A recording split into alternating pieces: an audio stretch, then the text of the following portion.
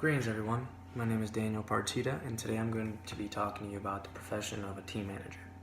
So first off, I want to nail it right on the head and talk about the stereotype a coach may have by, a lot of people who just see it as, it's just more of an easy profession or an easy job or an easy role, whatever you can say. But it's more than just, giving everyone a pat on the back, giving everyone, a good job compliment. It goes beyond that. The most successful leaders now in our day and age, understand that concept, understand that it's just more about, being a leader and having a good mindset. And that's where I want to transition now to showing you guys Nick Saban, a University of Alabama football coach who in our day and age right now is a really successful coach who is seen as a big, leader figure in our day and age. And he talks a little bit about having a right mentality. To adjust those things to the circumstances you're in. But to me, the real key to winning is all about mindset. Mindset in your organization. So here you guys can see Nick Saban, the biggest thing he sees or the biggest focus he has right now is mindset. How a mindset as a coach can take you to so many great things. If you have, all these skills, all these concepts or everything you could possibly think of as a coach and have a good mindset, you're going to be able to lead. Whether it's a group of players, whether it's just a player, whatever it is, you're going to be able to be a successful manager or successful coach, and you're going to be able to, find great things down the road. Today I also want to talk about the communication concepts and skills that the team manager may need to be successful down the road. These skills include having empathy, having brainstorming techniques, and also, having motivational and leadership skills. That's the most obvious as well. And these things, these things I'm going to be discussing to you guys today about, they can reach out to anybody. Anyone can learn from this because everyone can be a coach. Everyone has the ability to be a manager to anyone. I can be a mentor to my friend. My parents can be mentors to me.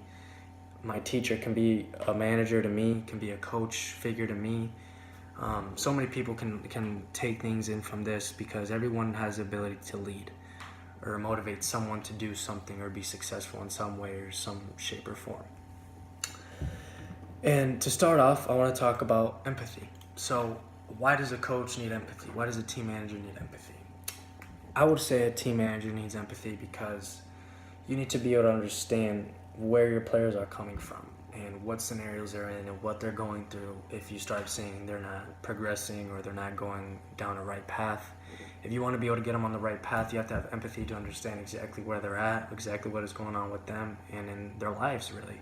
Because as a coach, if you're going to be a leader too, part of being a leader is, putting yourself in someone's shoes and seeing their perspective, seeing what they're seeing, feeling exactly what they're feeling.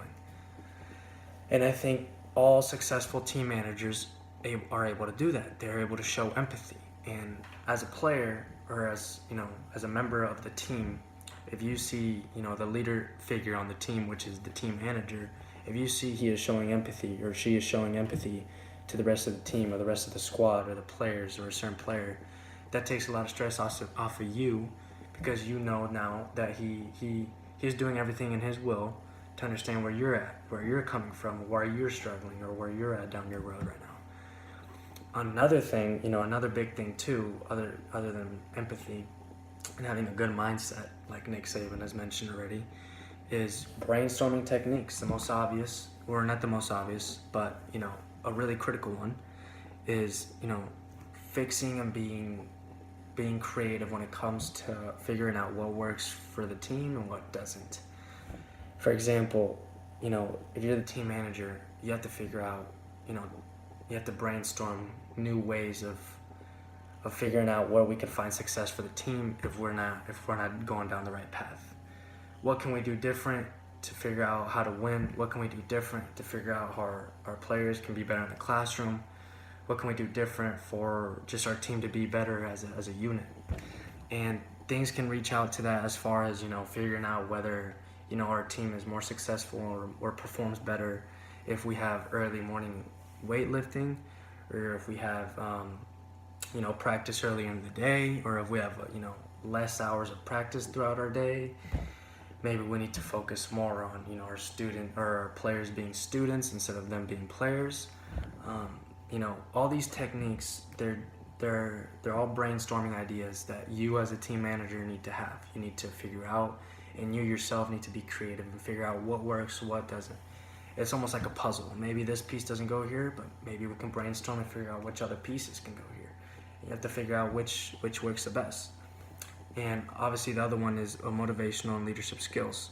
You have to be able to display leadership skills. That's the most obvious. You have to be able to motivate the group. You have to be able to show that you are a leader and that you display these qualities, whether it's by motivating the team when they're down, or you see that the vibe is down in the dugout or on the bench, everyone's down because the score is really bad. You need to figure out how to be a leader and motivate them to be better, or to figure out a way to win. So today we figured out the 3 main concepts a team manager really needs, and those are having empathy for all your players, brainstorming techniques to figure out what works out and what doesn't, and the most obvious, being a leader and having a positive mindset and being motivational when it comes to ups and downs down the road. You need to be able to find a way to motivate the group, or just display leadership qualities to the group to get them going down the right path. So today we touched on all those 3 points. We figured out why a team manager is far more than just patting everyone on the back, and everyone has the ability to be a leader, but if it's those that find the meaning and the deeper meaning in leading that are the most successful leaders. And I think that is the main point today in our discussion.